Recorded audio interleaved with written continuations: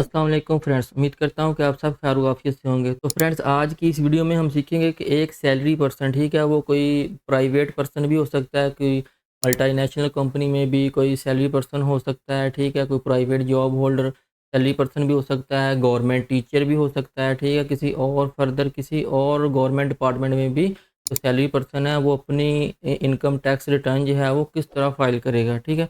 तो आज की इस वीडियो में हम देखेंगे कंप्लीट तरीकाकार मैं आपको बताऊंगा, तो आपने वीडियो को स्किप नहीं करना, वीडियो को स्टेप बाय स्टेप फॉलो करेंगे तो इंशाल्लाह आप अपनी जो रिटर्न है वो खुद घर बैठे उसको सबमिट कर सकते हैं, ठीक है, और फाइलर बन सकते हैं।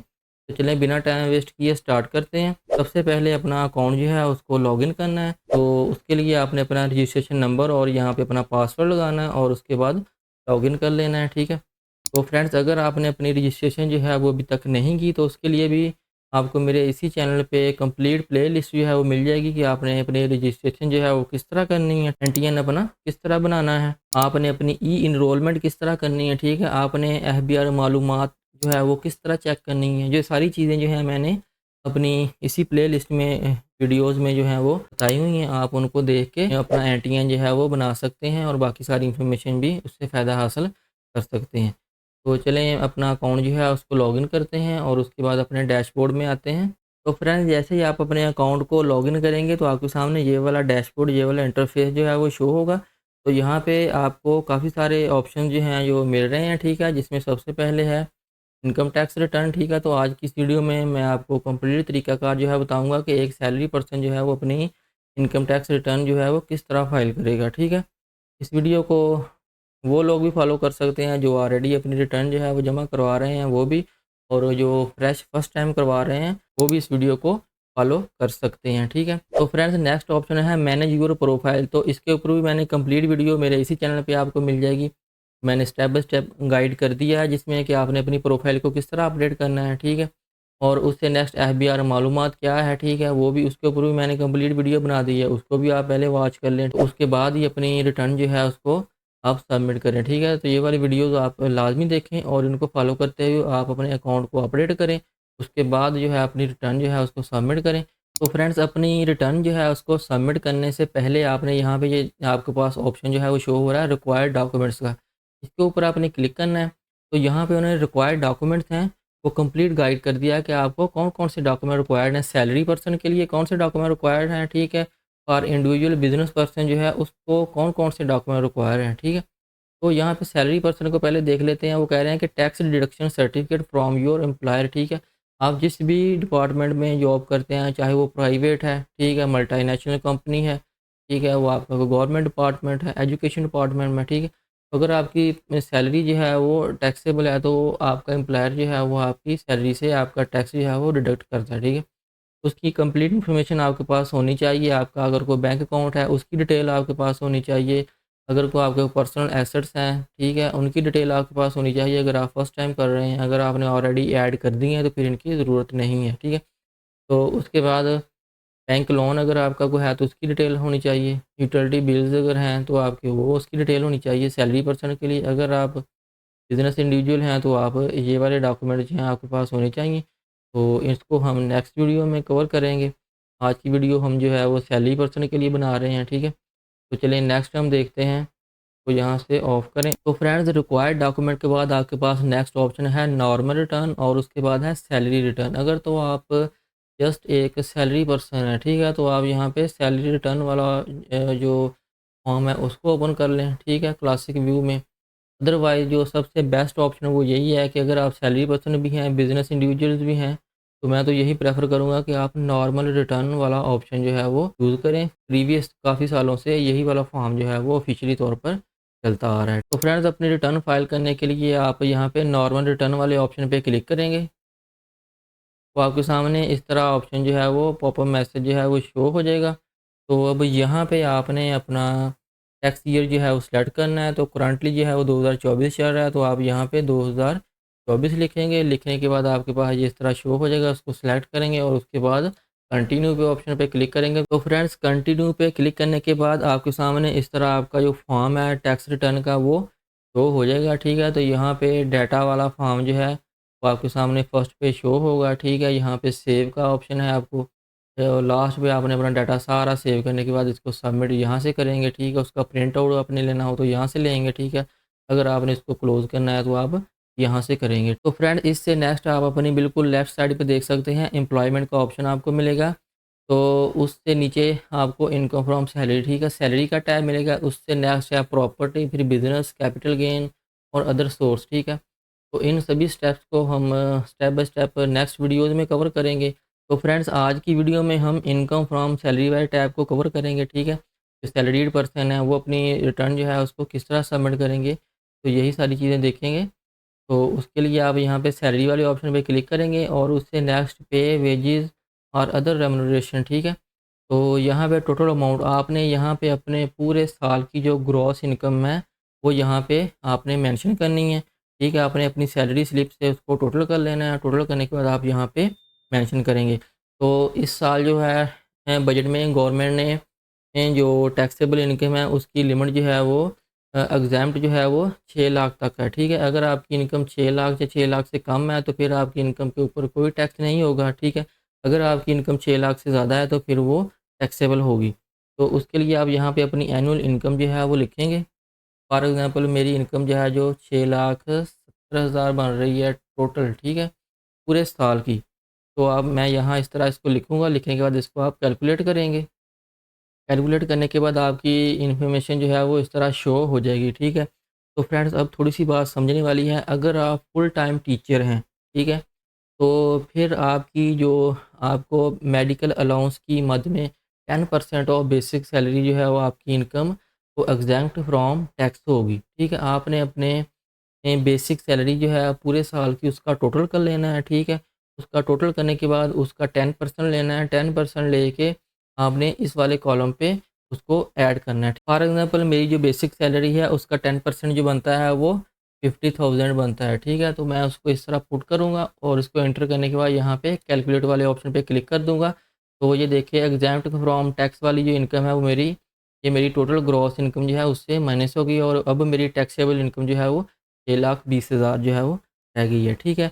इसके अलावा अगर आपकी कोई और इनकम है, ठीक है, एक्सपेंडिचर, रीइंबर्समेंट है, अलाउंसेस कोई हैं, ठीक है, तो प्रॉफिट इन लिeu है, ठीक है, तो वो अगर आपके हैं तो यहाँ पे लिख दें। अदरवाइज़ ये सारे कॉलम जो है इनको खाली छोड़ दें। ज़्यादातर आपकी ग्रॉस इनकम जो होती है पूरे साल की इसी कॉलम में आएगी और अगर आप फुल टाइम टीचर हैं तो आपकी फिर ये वाली 10% बेसिक सैलरी का आएगा। अदरवाइज़ अगर आप कोई और गवर्नमेंट मुलाज़िम हैं, फिर आपको ये वाली एग्ज़ैम्पशन जो है वो नहीं है, ठीक है।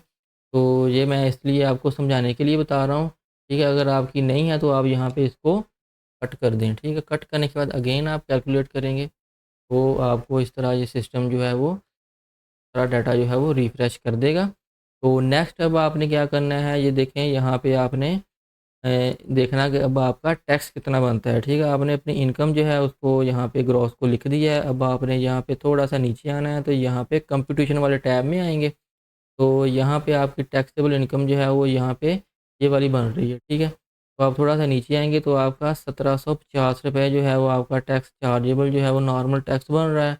तो फ्रेंड्स आपका जो एडमिटेड टैक्स है वो 1750 रुपए बन रहा है, लेकिन आपके जो एम्प्लॉयर है उसने आपकी सैलरी से आपका विद होल्डिंग टैक्स या जो ऑलरेडी डिडक्ट कर दिया है, ठीक है। तो उसको आपने किस तरह एडजस्ट करना है, तो ये चीज़ें हम नेक्स्ट देखते हैं, ठीक है। तो वो भी देखते हैं, लेकिन उससे पहले मैं आपको थोड़ा-सा और गाइड कर दूँ कि फॉर एग्ज़ाम्पल अगर आपने अपनी पीएस आईडी है, आपने टैक्स जो एडमिटेड टैक्स पे करना है, तो उसके लिए चालान किस तरह जनरेट करना है, ठीक है? तो उसके लिए आपने सिंपली प्रिपेयर पीएस आईडी वाले ऑप्शन पे क्लिक करेंगे, तो आपके पास ₹1750 का चालान जो है वो जनरेट हो जाएगा, उसको पे करेंगे, ठीक है? पे करने के बाद आप अपने सिस्टम को ये इसको रिफ्रेश करेंगे या आप पेमेंट वाले ऑप्शन पे इसको चेक करेंगे तो आपको वो पे हुआ चालान जो है शो हो जाएगा, उसको क्लेम करेंगे। तो आपका यहाँ पे ज़ीरो जो है वो शो हो जाएगा और उसके बाद अपनी रिटर्न जो है उसको सबमिट कर सकते हैं। अगर आपका एडमिटेड टैक्स इस तरह शो हो रहा होगा तो आप अपनी रिटर्न जो है उसको सबमिट नहीं कर सकते। ठीक है, तो चलें ये आपको स्टेप बाय स्टेप इसकी भी समझ आ जाएगी, लेकिन अब देखते हैं कि आपने अपने टैक्स को किस तरह एडजस्ट करना है। ठीक है, आपने अपनी की जो सैलरी है सैलरी स्लिप है उससे आपने देखना है अपने पूरे साल का जो टैक्स था अपना आपने आपके एम्प्लॉय ने आपकी सैलरी से विद होल्डिंग टैक्स जो डिडक्ट किया है, ठीक है, उसको आपने देखना है कि कितना डिडक्ट किया है, ठीक है। उसको आपने क्या करना है, यहाँ पे ये देखें आपको ऑप्शन मिलेगा एडजस्टेबल टैक्स, ठीक है। तो इसके ऊपर आपने क्लिक करना है। इसके ऊपर आप क्लिक करेंगे तो यहाँ पे आपको ऑप्शन मिलेगा सैलरी ऑफ एम्प्लॉइज़, ठीक है। सैलरी ऑफ एम्प्लॉइज़ वाले ऑप्शन में आपने यहाँ पे पुट करना है टैक्स कलेक्टेड या डिडक्टेड वाले कॉलम में आपने जितना टैक्स आपका एनुअल बेसिस पे आपके एम्प्लॉयर ने विद होल्डिंग टैक्स आपका डिडक्ट किया है, उसको आपने यहाँ पे मेंशन कर देना है, ठीक है।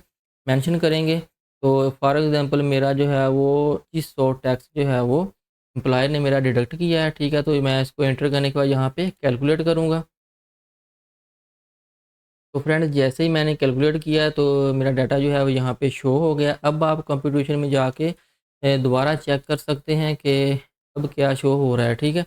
तो यहाँ पे आप देख सकते हैं कि 1750 रुपये मेरा विद होल्डिंग टैक्स जो है वो मेरा टैक्स जो है वो सैलरी पे बन रहा था, ठीक है।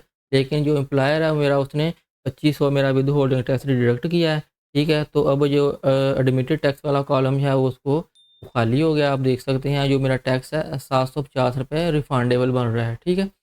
तो इस तरह आप ये देख सकते हैं। और उसके अलावा नेक्स्ट जो है आपको एक बहुत ही इंपॉर्टेंट इन्फॉर्मेशन जो मैं आपके साथ शेयर कर रहा हूँ वो है टैक्स रिडक्शन। तो फ्रेंड्स जो टैक्स रिडक्शन है उसके लिए आपने उसको उससे किस तरह फ़ायदा हासिल करना है। जो फुल टाइम टीचर है, ठीक है, उसको आपका जो टैक्स है ना, आपका टैक्सेबल इनकम के ऊपर आपका टैक्स जो बन रहा है, ठीक है। फॉर एग्ज़ाम्पल मेरे केस में 1750 रुपये मुझे टैक्स बन रहा था मेरी टैक्सेबल इनकम के ऊपर। तो उसका 25% जो है वो फुल टाइम टीचर को एग्ज़ैम्प्ट है, ठीक है। तो यहाँ पे आप देख सकते हैं tax reduction for full time teacher, तो ये भी आप क्लेम कर सकते हैं, ठीक है। आप यहाँ पे कोई भी रैंडम फिगर लिखेंगे तो फ्रेंड्स वो ऑटोमेटिकली जितना आपका टैक्सेबल टैक्स आपका शो हो रहा था सिस्टम उसका 25% यहाँ पे ऐड हो जाएगा, ठीक है। फॉर एग्जांपल मैं 1750 ही लिख देता हूँ, ठीक है। तो आप यहाँ पे इसे लिखने के बाद इसको इस तरह कैलकुलेट करेंगे कि आप 1750 का 25% लेके भी लिख सकते हैं। इसको आप कोई भी रैंडम फिगर लिखेंगे तो वो ऑटोमेटिकली सिस्टम है जब कैलकुलेट करेगा तो वो आपके जो नॉर्मल टैक्स बन रहा है उसका 25% लेके यहाँ पे फिगर जो है वो ऐड हो जाएगी। अब आप दोबारा इसको चेक करें तो ये सिर्फ़ उनके लिए है जो फुल टाइम टीचर हैं, ठीक है। तो फर्दर जो दूसरे गवर्नमेंट एम्प्लॉइज़ हैं उनके लिए ये वाला टैक्स रिडक्शन जो है वो एप्लीकेबल नहीं है, ठीक है। तो यहाँ पे आप दोबारा कंप्यूटेशन में देखेंगे तो यहाँ पे देखें आपको टैक्स रिडक्शन 1750 थी उसमें से 438 रुपये जो है वो माइनस हो के आपको टैक्स चार्जेबल जो है वो 1312 रुपये रह गया, ठीक है। 436 रुपये वो हैं टैक्स रिडक्शन की मद में आपके वो माइनस हो गए, ठीक है। 2500 जो विद होल्डिंग टैक्स वो माइनस हो गया और आपका रिफंडेबल जो है वो 1188 रुपये बन गया, ठीक है।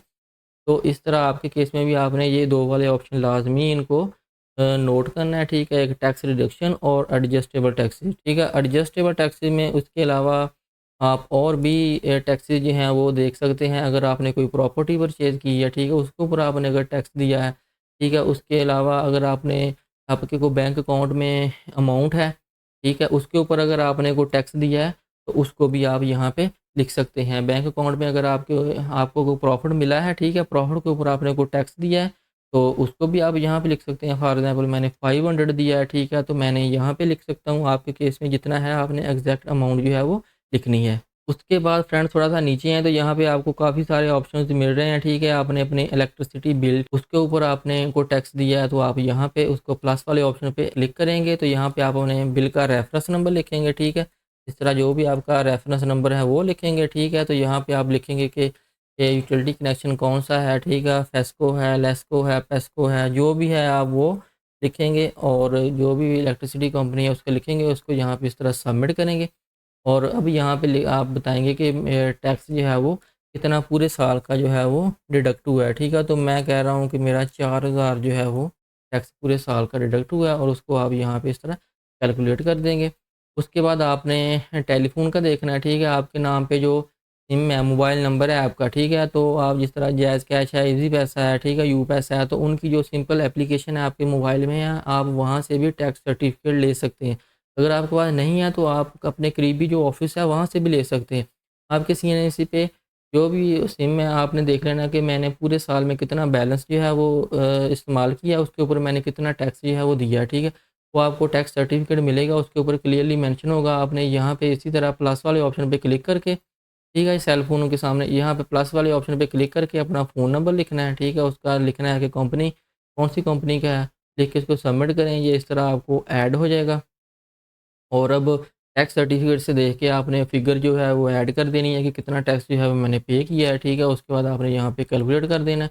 तो ये वाले एडजस्टेबल टैक्सेस जो हैं वो सारे जो हैं वो आपने आपके जो एक्चुअल टैक्स है आपका सैलरी के ऊपर बन रहा है या आपकी इनकम के ऊपर बन रहा है, उसमें से माइनस होते रहेंगे और रिफंडेबल में वो ऐड होते रहेंगे, ठीक है। तो इस तरह आपने ये सारे देख लें, ये सारी चीज़ें जो हैं, सारे ऑप्शन इसमें से अगर आपने किसी भी ऑप्शन के अगेंस्ट आपने अपना टैक्स जो है वो पे किया है, तो आप यहाँ पे टैक्स कलेक्टेड वाले कॉलम में इसको लिख के उसको यहाँ पे आप साथ-साथ अपना डाटा जो है उसको सेव भी करते जाएँ, ठीक है।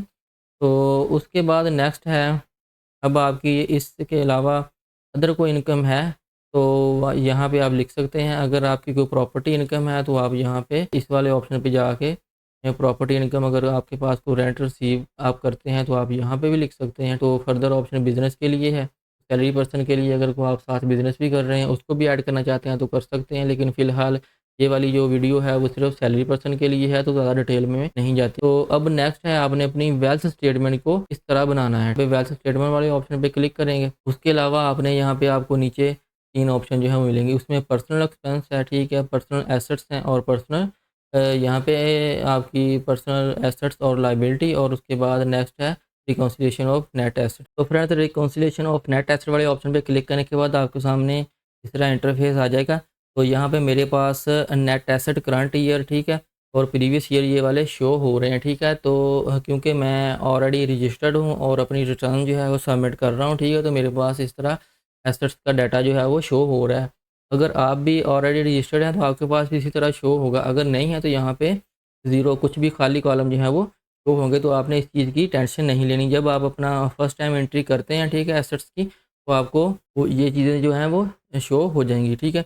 तो अब आपने क्या करना है, यहाँ पे आना है, ठीक है, रिकॉन्सिलिएशन वाले income declared as per return, ठीक है, income declare as per return for the year subject to normal tax. जो आपने नॉर्मल टैक्स के लिए जो इनकम अपनी डिक्लेयर की है, तो आप यहाँ पे उसको मेंशन करेंगे, ठीक है। वो हमने की थी 6,17,000, 6,17,000 हमने यहाँ पे की थी। और उसके बाद अगर आप फुल टाइम टीचर हैं, तो जिस तरह मैंने पहले वो आपको निकाल के दिखाई थी आपकी बेसिक सैलरी की, तो आप उसको यहाँ पे लिखेंगे फिर। तो 50,000 आप यहाँ पे लिखेंगे और उसके बाद ये 50,000 आपने ग्रॉस में से माइनस करके, तो फिर यहाँ पे शो हो जाएगा 6,20,000, ठीक है। तो यहाँ पे फिर 6,20,000 आएगा, आपकी सब्जेक्ट टू नॉर्मल वाली ये यहाँ पे आ जाएगी, और जो आपकी एग्जैम्प्ट फ्रॉम टैक्स है वो आपकी यहाँ पे आ जाएगी, ठीक है। इसको आपने यहाँ पे इस तरह कैलकुलेट करना है। तो फ्रेंड्स, इसके अलावा थर्ड नंबर पे है इनकम एट्रीब्यूट्स टू रिसीट्स, ठीक है, declare as per return for the year subject to final and fix tax, ठीक है। तो इसके बारे में भी मैं थोड़ा सा आपको नेक्स्ट चल के बताता हूँ कि इसको आपने किस तरह डील करना है। कि अगर आपने आपका कोई बैंक अकाउंट है, ठीक है, सेविंग अकाउंट है, उसके ऊपर आपको कोई प्रॉफिट मिलता है, तो आप उसको प्रॉफिट को आप यहाँ पे मेंशन करेंगे। तो उसका टैक्स जो है वो भी आप यहाँ पे एडजस्टेबल टैक्सेस हैं उसमें ऐड करेंगे, और जो प्रॉफिट है आपको जो आपने सेविंग अकाउंट पे हासिल किया है उसको आप यहाँ पे मेंशन करेंगे, ठीक है।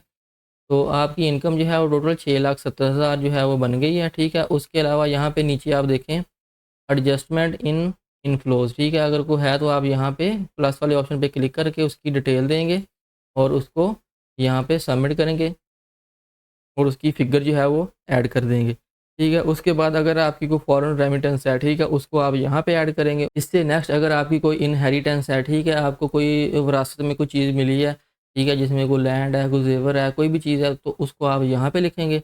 अगर कोई आपको गिफ्ट मिला है, ठीक है, आपके ब्लड रिलेटिव की तरफ से या किसी अदर पर्सन की तरफ से, तो आप उसको उसकी डिटेल जो है, उसकी अमाउंट जो है वो यहाँ पे लिखेंगे, ठीक है। Gain on disposal of assets, ठीक है, अगर कोई है आपके तो आप इसको यहाँ पे लिखेंगे। तो इस तरह आप सारी चीज़ें जो हैं वो लिखेंगे। और अगर आपके कोई पर्सनल एक्सपेंस है, अगर आपने किसी को गिफ्ट दिया है, ठीक है, अगर आपका कोई टोटल ऑफ एसेट्स में आपको कोई लॉस हुआ है, ठीक है, जो आपके आउटफ्लोज़ हैं वो आप उनकी इन्फॉर्मेशन जो है वो आप यहाँ पे देंगे, ठीक है।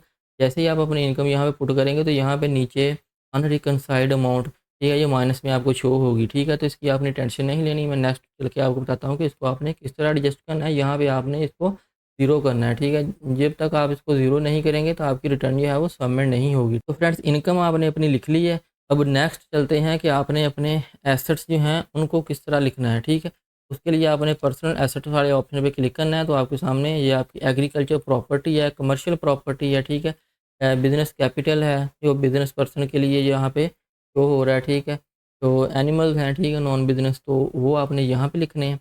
अब आपने अगर आपकी कोई एग्रीकल्चर प्रॉपर्टी है तो आपने उसको यहाँ पे ऐड करना है, तो उसके लिए प्लस वाले ऑप्शन पे क्लिक करेंगे। यहाँ पे उसका एड्रेस लिखेंगे और नीचे कंटेंट में उसकी इन्फॉर्मेशन लिखेंगे कि आपका एड्रेस, फॉर एग्जांपल लिखने में यहाँ पे टेम्परेरी आपको समझाने के लिए लिख रहा हूँ लाहौर लिख रहा हूँ। कंटेंट जो है मैं लिख रहा हूँ कि एग्रीकल्चर प्रॉपर्टी, ठीक है, जितने भी एकड़ है मैं लिखता हूँ कि जी 5 एकड़ है, ठीक है, 5 एकड़ है। तो इस तरह आपने लिख के तो इसको यहाँ पे आपने सबमिट कर देना है, ठीक है। तो इस तरह आपको कॉलम जो है वो जनरेट हो जाएगा और उसकी वैल्यू कितनी है यहाँ पे आपने मेंशन कर देनी है, ठीक है। फॉर एग्जांपल मैं आपको समझाने के लिए यहाँ पे लिखता हूँ कि उसकी 10 लाख है, ठीक है।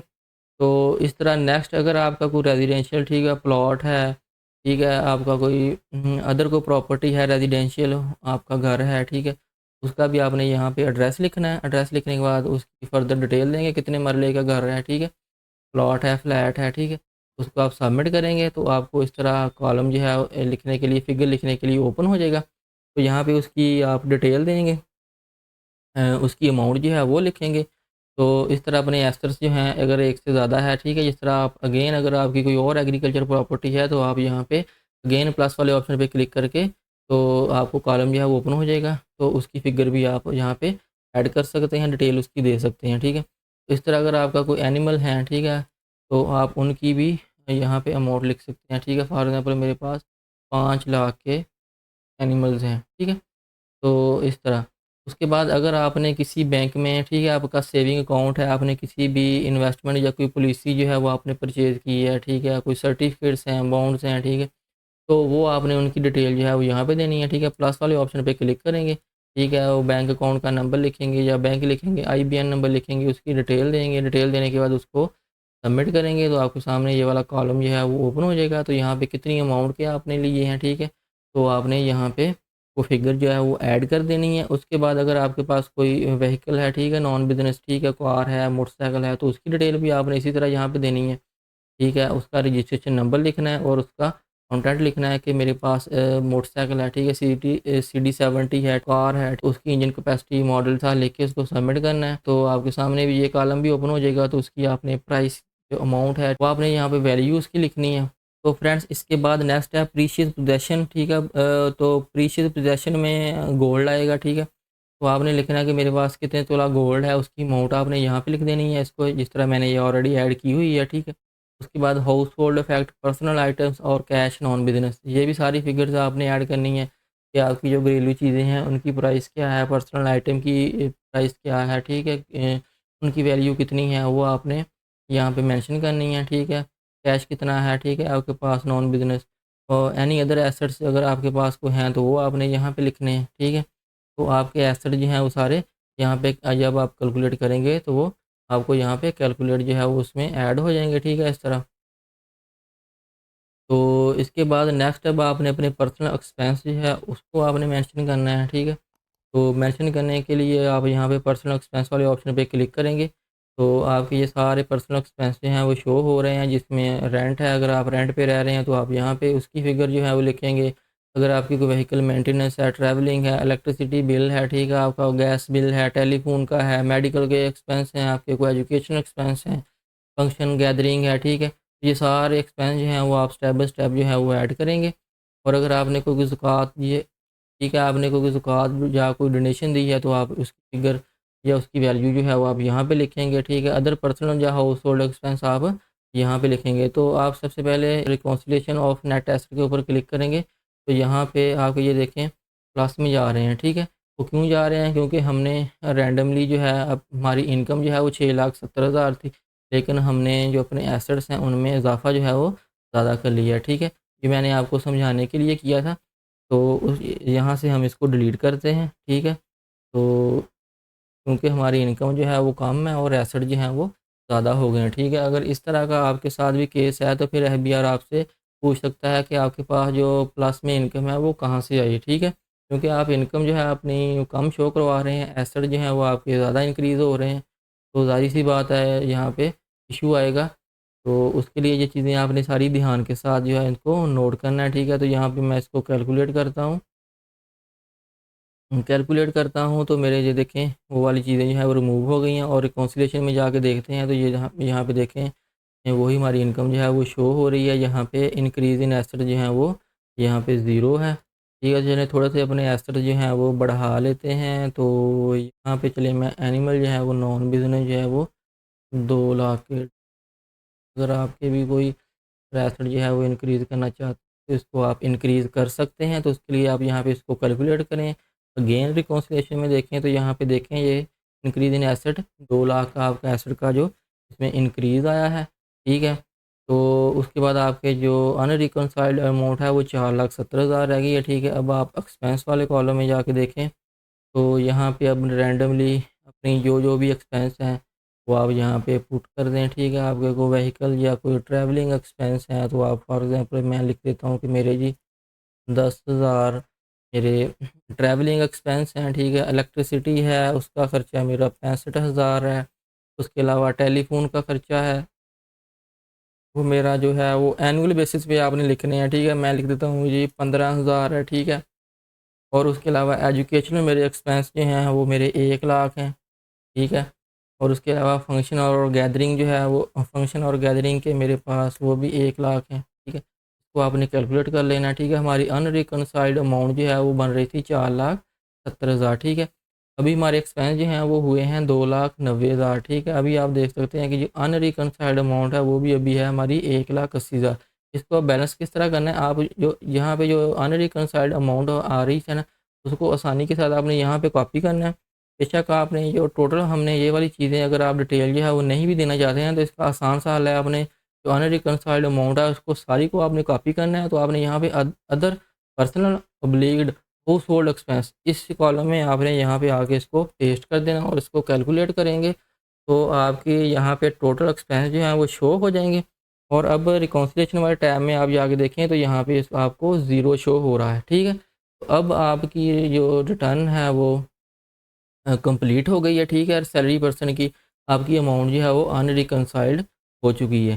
ठीक है, तो उसके बाद नेक्स्ट थोड़ा सा एक इन्फॉर्मेशन मैं आपको बता दूं कि अभी जो रिसेंटली एफबीआई ने तरमीम की है वो आपने प्रॉपर्टी के हवाले से है 7E की। ठीक है, तो उसको भी आपने लाजमी फिलअप करना है। जिनके अगर आपका कोई एसेट्स है, ठीक है, जिसमें प्रॉपर्टी है आपकी एग्रीकल्चर, ठीक है, कमर्शियल प्रॉपर्टी है, तो वो वाले जो हैं लोग उनके लिए वो लाज़मी चीज़ है। उसको आपने यहाँ पे अगर आप प्रॉपर्टी अपनी उसको लिखेंगे, ऐड करेंगे, ठीक है, तो अब आपने उसके लिए यहाँ पे आप टैक्स चार्जेबल वाले ऑप्शन पे क्लिक करके तो यहाँ पे देखिए कैपिटल एसेट। ठीक है, तो आपने वही वाली चीज़ें सेम आपने कॉपी पेस्ट करके यहाँ पे लिखनी है। ठीक है, तो फ्रेंड्स ये वाली चीज़ें जो हैं आपकी एग्रीकल्चर प्रॉपर्टी या आपकी कोई रेजिडेंशियल प्रॉपर्टी है उसको आपने अपनी रिटर्न में लाजमी शो करवाना है और कैपिटल एसेट में भी लाजमी लिखना है। ठीक है, तो उसके लिए आपने यहाँ पे प्लस वाले ऑप्शन पे क्लिक करना है तो आपके सामने ये वाला कैपिटल एसेट का न्यू टैब जो है पॉपअप मैसेज विंडो जो है वो ओपन हो जाएगी। यहाँ पे आपने मेजरमेंट में बताना है कि स्क्वायर फीट है, कनाल है, मरला है। ठीक है, टोटल एरिया उसका बताना है, फॉर एग्जाम्पल 5 मरला है। ठीक है, एड्रेस आपने यहाँ पे लिख देना है, आपका कंप्लीट एड्रेस आपने कौन सी भी तहसील आपकी है वो आप यहाँ पे सेलेक्ट करें। तो फ्रेंड्स इस तरह तहसील जो है मैंने रैंडमली सेलेक्ट कर ली है। आप अपनी एग्जैक्ट तहसील जो है और सिटी जो है वो सिलेक्ट करेंगे। उसके बाद यहाँ पे एक इम्पोर्टेंट चीज़ जो नोट करने वाली है कि आपका 25 मिलियन तक जो है वो 7E वाला जो रूल है आप पे अप्लाई नहीं होगा। अगर आपकी कोई प्रॉपर्टी है, एग्रीकल्चर है या कमर्शियल है, अगर उसकी जो वैल्यू है वो 25 मिलियन 2.5 करोड़ तक आप जो है उसको एग्जैम्प्ट फ्रॉम टैक्स है। ठीक है, उससे अगर अबव आपकी प्रॉपर्टी की वैल्यू बनती है तो फिर आपको प्रॉपर्टी पर भी टैक्स देना होगा। ठीक है, तो अगर आपकी इससे ज़्यादा है तो फिर आप प्रॉपरली किसी वकील या किसी कंसल्टेंट से मशवरा लेके उसी से अपनी रिटर्न जो है वो फाइल करवाएं। अगर आपकी जो प्रॉपर्टी 25 मिलियन से कम है तो फिर आप बगैर किसी टेंशन के यहाँ पे खुद ही उसको सबमिट कर सकते हैं। ठीक है, तो उसके लिए आपने यहाँ पे लिखना है कि वेदर एग्जैम्प्टेड फ्रॉम टैक्स। ठीक है, अंडर सेक्शन 7E तो आपने यहाँ पे येस करना है। वो साथ ही रीज़न पूछता है। ठीक है, रीज़न में आपने यहाँ पे क्लिक करेंगे तो काफ़ी सारी रीज़न जो हैं वो शो हो रही हैं कि एग्जैम्प्ट, ठीक है, exempted stay granted by court, court की तरफ से इसके ऊपर स्टे भी है। ठीक है, आप ये वाला ऑप्शन भी सिलेक्ट कर सकते हैं। अदरवाइज़ आप सबसे लास्ट पे आएँ तो एनी अदर रीज़न वाला ऑप्शन सेलेक्ट करेंगे। सेलेक्ट करने के बाद आप यहाँ पे रीज़न लिखेंगे कि property value property value is less than, ठीक है, 25 मिलियन, ठीक है, 25 मिलियन। तो इस तरह आप लिख के, तो उसके बाद आप यहाँ पे इज़ दिस प्रॉपर्टी कंस्ट्रक्टेड, ठीक है, अगर है तो आप इसको येस कर दें, अदरवाइज़ नो कर दें। वो पूछ रहे हैं कवर्ड एरिया, ठीक है, मैं फॉय मरला ही कर देता हूँ। और उससे नेक्स्ट आप यहाँ पे भी देख सकते हैं एफबीआर प्रॉपर्टी वैल्यूएशन, ठीक है, तो यहाँ पे डिस्ट्रिक्ट वाइज, ठीक है, कंप्लीट जो डिटेल वो दे दी गई है, ठीक है। आप यहाँ से अपनी प्रॉपर्टी की वैल्यूएशन भी देख सकते हैं। तो उस हिसाब से ही आपने अपनी प्रॉपर्टी की वैल्यू जो है वो अपनी रिटर्न में लिखनी है, ठीक है। इसको आप यहाँ पे इस तरह सबमिट करेंगे तो ये देखें टैब जो है वो ओपन हो गया। तो यहाँ पे आपको कॉस्ट डिक्लेयर्ड वैल्यू जो है वो भी यहाँ पे शो हो रही है और यहाँ पे फेयर मार्केट वैल्यू भी शो हो रही है।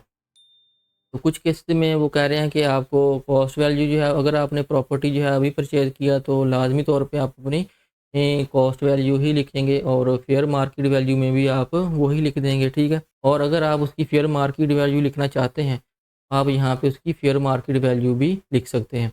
तो इस तरह प्लस वाले ऑप्शन पे अगर आपका फार्म हाउस है, रेजिडेंशियल प्रॉपर्टी है, कमर्शियल है, इंडस्ट्रियल है, तो आप प्लस वाले ऑप्शन पे क्लिक करके तो उसकी डिटेल जो है उसको फिलअप करके यहाँ पे उसकी फ़िगर जो है वो ऐड कर सकते हैं। और सेम वाली यही डिटेल जो है आपने यहाँ पे भी अपनी मेंशन करनी है वेल्थ स्टेटमेंट में, ठीक है, पर्सनल एसेट में यहाँ पे भी। ये आपकी दोनों जो है वो सेम होनी चाहिए, ठीक है। तो इस तरह ये चीज़ें जो हैं सारी आपने फ़िलअप करनी है और उसके बाद आपने यहाँ पे अपनी रिटर्न जो है उसको सेव करना है। सेव करने के बाद आपने सबमिट वाले ऑप्शन पे क्लिक करना है। ये देखिए इस तरह मैंने इसको सेव कर दिया। तो फ्रेंड इससे नेक्स्ट आप इसको सबमिट करेंगे। तो फ्रेंड जैसे ही आप सबमिट करेंगे तो आपके सामने इस तरह इंटरफेस आएगा, ठीक है। ये आपसे वेरिफिकेशन पिन जो है 4 डिजिट मांगेगा। तो यहाँ पे आपके जो गिवन ईमेल आईडी है और आपके फ़ोन नंबर पे आपको पिन जो है वो रिसीव हुई होगी, तो उसको आपने यहाँ पे एंटर करके सबमिट कर देना है, ठीक है। तो आपकी एप्लीकेशन जो है, आपकी रिटर्न जो है वो सबमिट हो जाएगी। तो फ्रेंड्स आपकी ये रिटर्न जो है वो सबमिट होने के बाद आप यहाँ पे कंप्लीटेड टास्क वाले ऑप्शन पे क्लिक करेंगे। तो फ्रेंड जैसे ही आप कंप्लीटेड टास्क वाले ऑप्शन पे क्लिक करेंगे तो आपके सामने ये वाले इस तरह ऑप्शन जो हैं वो रजिस्ट्रेशन, डिक्लेरेशन और ऑर्डर असेसमेंट, इस तरह के ऑप्शन जो है वो आपको भी शो होंगे। तो अब आपने अपनी रिटर्न जो है उसका प्रिंट आउट लेना है। तो उसके लिए आप यहाँ पे सिंपली डिक्लेरेशन वाले ऑप्शन पे क्लिक करेंगे। तो आपकी जो रिसेंट जो रिटर्न आपकी सबमिट हुई होगी आपको यहाँ पे इस तरह शो हो जाएगी, ठीक है। तो फ्रेंड्स अब इसका प्रिंट आउट आपने किस तरह लेना है, तो यहाँ पे आप राइट साइड पे आएंगे तो एक्शन वाला ऑप्शन आपको मिलेगा, जिसके ऊपर आप क्लिक करेंगे तो आपकी जो रिटर्न है वो ओपन हो जाएगी। तो उसके ऊपर आपको सिंपली यहाँ पे प्रिंट का ऑप्शन मिलेगा, उसके ऊपर आप क्लिक करके क्लिक करेंगे तो आपको आपकी रिटर्न जो है वो PDF फॉर्म में डाउनलोड हो जाएगी और उसके बाद उसका आप प्रिंट आउट ले सकते हैं। तो फ्रेंड्स आज की वीडियो में इतना ही, उम्मीद करता हूँ आज की वीडियो आपको पसंद आई होगी और इसको फॉलो करते हुए आप अपनी सैलरी रिटर्न ईज़िली जो है वो फ़िलअप कर सकते हैं। फिर भी अगर आपका कोई क्वेश्चन है तो आप कमेंट बॉक्स में ज़रूर पूछें, तो मैं इंशाल्लाह पूरी कोशिश करूँगा कि आपको उसका आंसर कर सकूँ। तो चैनल पे नए हैं तो चैनल को लाज़मी सब्सक्राइब करें और बेल आइकन को प्रेस कर दें और वीडियो को ज़्यादा से ज़्यादा अपने फ्रेंड के साथ शेयर करें। तो मिलते हैं नेक्स्ट वीडियो में, तब तक के लिए अल्लाह हाफ़िज़।